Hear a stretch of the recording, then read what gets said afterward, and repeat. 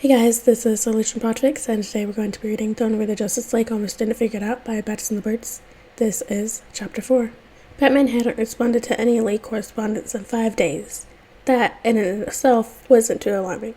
The man had dropped off the face of the earth for 2 whole months before, only for Clark to later learn that he'd been dismantling an international assassin organization from the inside out, and hadn't thought to ask for help, or warn anyone.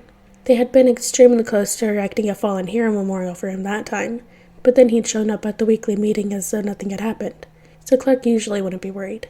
But Lois had come home talking about how Gotham was currently in deeper shit than it usually was, bad enough that the citizens were supposed to stay on lockdown, Arkham breakout, something Clark should have known about as a reporter if not a superhero, but he and the rest of the league stayed out of Gotham's business as a rule of thumb, and at the Bat's insistence. Clark tried to reach Batman through league communication, asking if he needed help or if he was still alive, but it all remained unanswered. Finally, as a last-ditch effort to get through, he sent an alert with a video correspondence feature, hoping that if Batman picked up the call even for a split second, he'd be able to see what the state he was in. To his surprise, the call was picked up, and Batman appeared on the league monitor, recorded from a camera in his gauntlet. He was in the dark streets of Gotham, running from something in the shadows that roared behind him. "What do you want?" he growled. "To make sure you're alive?" "Alive," he grunted. "Busy."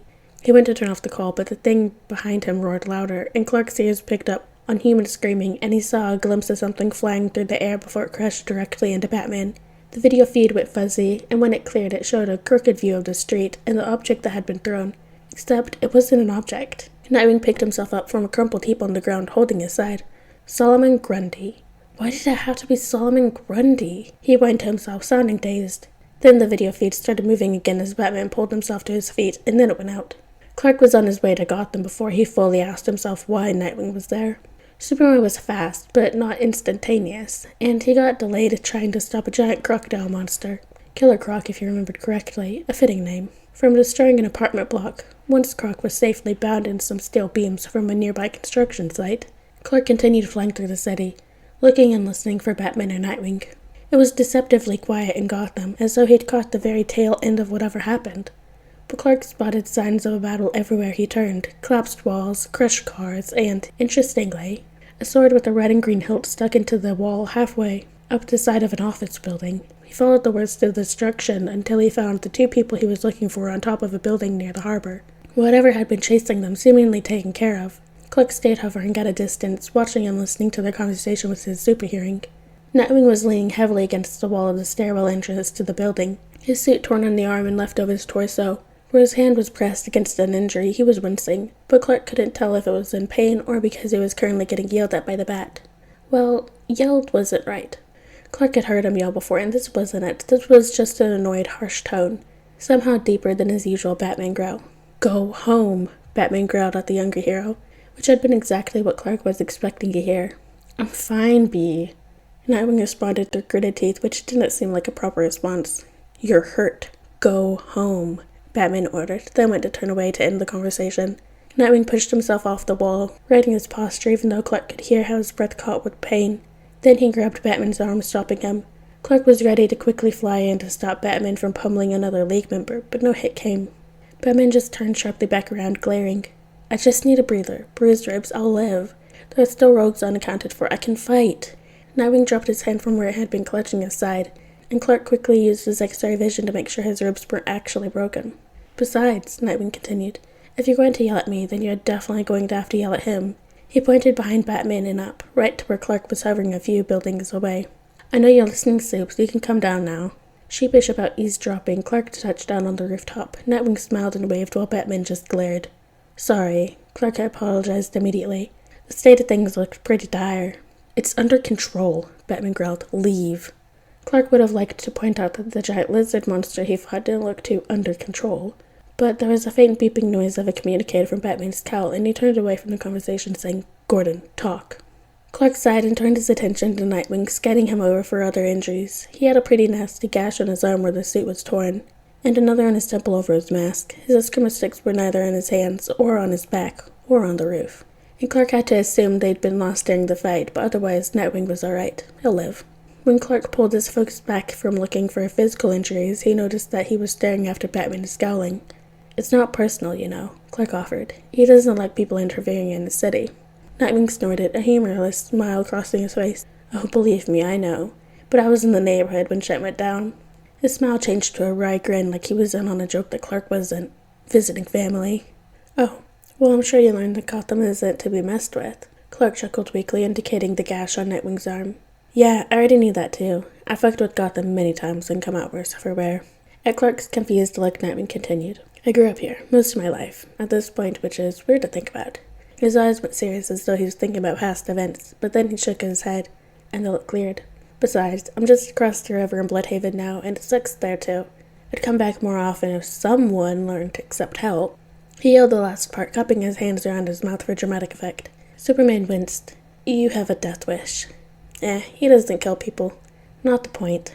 Nightwing looked like he was about to continue, but at that moment, Batman came striding across the roof. Riddler is the only prisoner unaccounted for. I can handle him. He looked pointedly at Nightwing. You're hurt. Go home. Then he turned his attention to Clark. You, leave. With no other words, Batman jumped off the side of the roof, shot a grapple line off into the distance, and disappeared into the shadows. The moment he was gone, Nightwing's posture faltered, and he seemed to curl in on himself, clutching his side once again as he hissed in pain. He took a few slow, deep breaths, and then straightened himself out again, still gritting his teeth.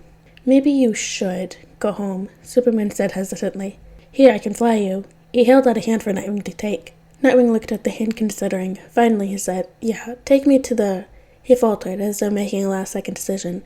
Take me to Bludhaven. Please, I'll give you directions when we get across the river.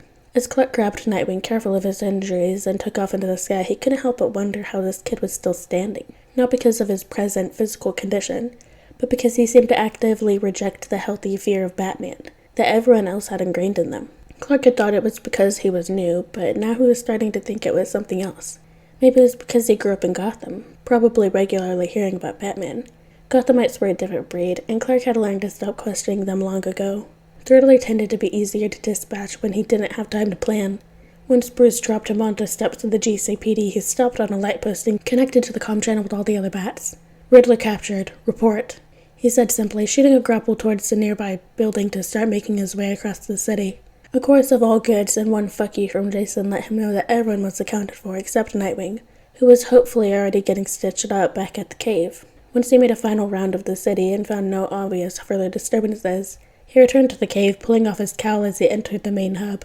Cassandra, Stephanie, and Tim were all half out of their costumes, sitting in a line on the floor while Cass stitched up a gash on Steph's leg and Steph bandaged Tim's arm. Damien looked fairly unscathed, save a few bumps and bruises, but was lamenting the loss of one of his swords while Titus lay on his lap. Jason was nowhere to be found, which wasn't surprising, and Duke, called out for night duties against his will, was getting his sprained wrist fussed over by Alfred. Barb was still at the clock tower, monitoring the city to make sure nothing else went awry. That was everyone except Dick, who wasn't anywhere in the cave. Bruce quickly opened Nightwing's comm channel. Nightwing, report. You have such a lovely way of asking if we're okay. Dick hummed back through the earpiece. Where are you? My apartment. Someone told me to go home. I know what you meant, B. You meant go back to the cave so you can worry over me while I'm in your direct line of vision. Unfortunately for you, your worrying tends to come out through yelling and disappointed lectures. And I'm good without that for the night, thank you very much. Bruce sighed and pinched the bridge of his nose. Do you need someone to come help you with your injuries? I've got most of them taken care of. There's a gash on my back that I can't reach that's going to need stitches, but I'll call Wally to help. He can get here faster. Very well. Bruce forced the words out of his mouth, unhappy about it, but before he could turn off the communicator, Nightwing continued. Hey, B? Yes? The once in a blue moon family dinner that got interrupted by this mess? We'll reschedule, yeah? Of course. Alright guys, now that's the end of chapter 4 of the one where the Justice League almost didn't figure it out by Bats and the Birds. Hope you guys liked it, and I'll see you next chapter.